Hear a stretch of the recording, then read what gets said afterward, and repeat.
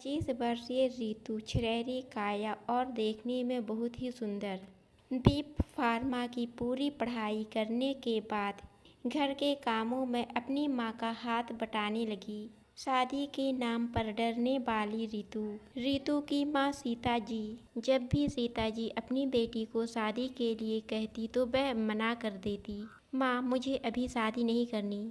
अब नहीं करेगी तो कब करेगी? तूने कहा था पढ़ाई के बाद शादी करूंगी, अब तो तेरी पढ़ाई भी पूरी हो गई है। माँ, तुम तो जानती हो ना मैं शादी क्यों नहीं करना चाहती। रितु अपनी माँ से बोली। एक दिन सूरज से रितु का रिश्ता आ जाता है। सूरज कॉलेज में प्रोफेसर था। यह रिश्ता रितु की माँ को बहुत ही अच्छा लगा। दोनों घरों की रजामंदी से शादी की तारीख पक्की हो गई। जैसे जैसे शादी के दिन नजदीक आ रहे थे, रितु की धड़कनें बढ़ रही थी। शादी करने के नाम से डर रही थी और बार बार अपनी माँ से एक ही बात कह रही। मम्मी, आपने यह बात यहाँ सबसे छिपा ली और मेरी कभी भी इंसल्ट नहीं होने दी। पर ससुराल में यह बात किसी को भी पता चल गई तो आप जानती हो ना मम्मी, वहाँ मेरा कितना अपमान होगा। मेरी सास और पति को जब यह बात पता चलेगी। मैं रात में सोते वक्त बिस्तर पर सूसू करती हूँ, जो मेरे कंट्रोल से बिल्कुल बाहर है। रितु अपनी माँ सीता जी से यह बातें कह रही थी।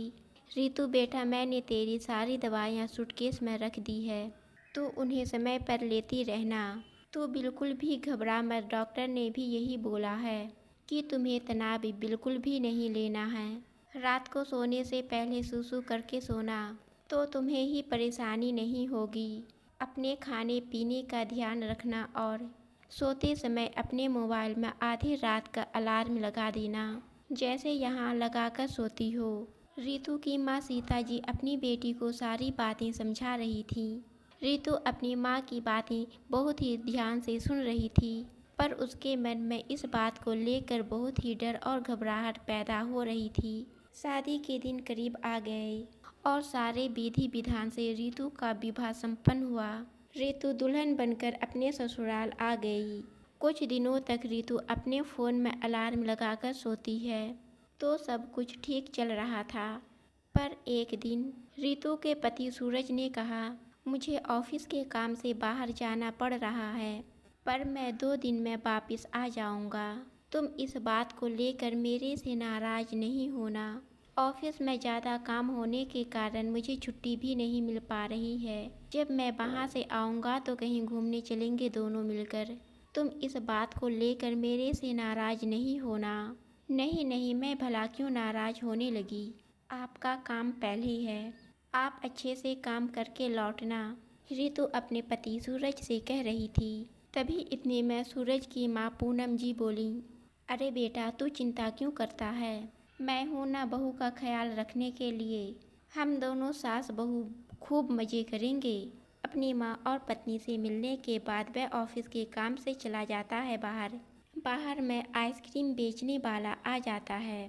पूनम जी आइसक्रीम खरीद कर लाती हैं।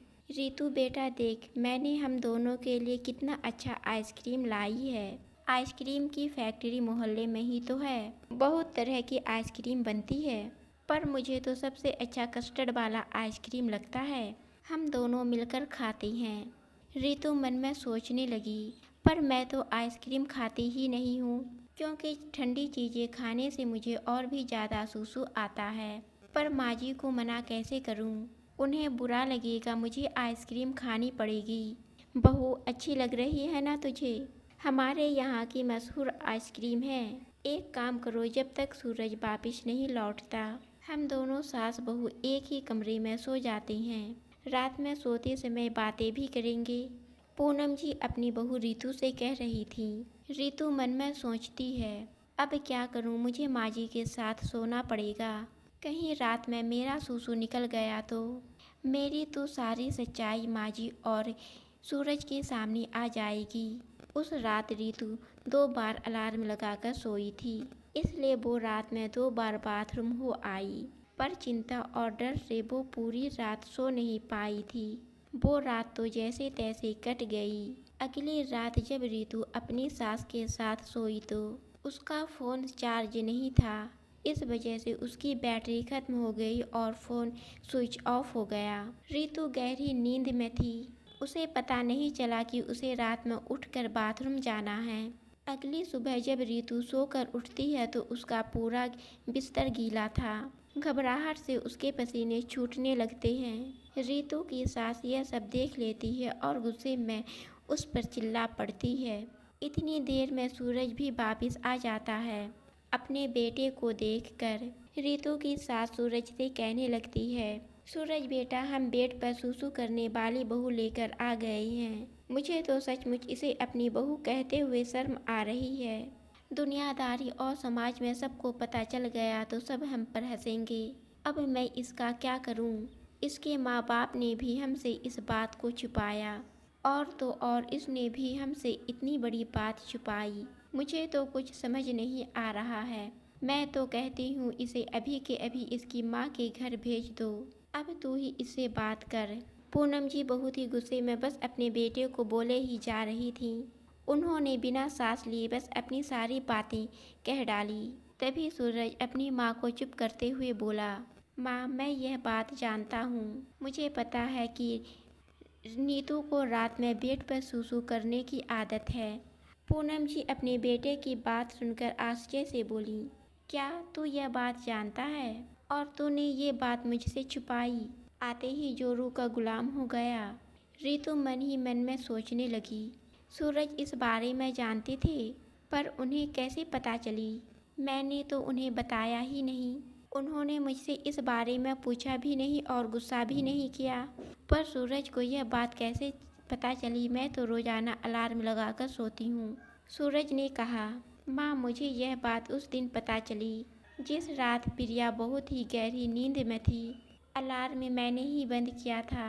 मैंने देखा रितु के आसपास बिस्तर गीला था। मैं उसी वक्त समझ गया।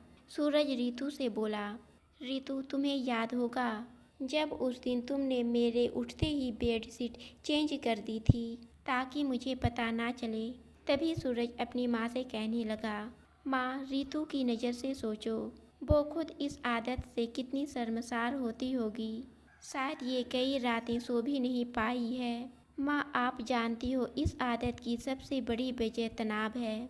आप तो खुद कहती हो ना, किसी भी बीमारी की सबसे बड़ी वजह चिंता होती है। और माँ, हम कितनी बीमारियों का शिकार होते हैं और उन्हें ठीक करने के लिए इलाज के साथ साथ हमें अपनों की सहयोग की भी ज़रूरत होती है। तभी तो हम बीमारी से लड़कर ठीक हो पाते हैं। माँ, इस वक्त रितु जिस जगह खड़ी है शायद हम दोनों उसका अंदाज़ा भी नहीं लगा सकते। इस वक्त रितु को हम दोनों के सहयोग की ज़रूरत है। अच्छा, मैं एक बात पूछूं? अगर यही आदत मुझ में होती तो फिर आप क्या करती? मेरे ठीक होने में मेरी मदद करती या फिर मुझ पर गुस्सा करके मुझे घर से निकाल देती?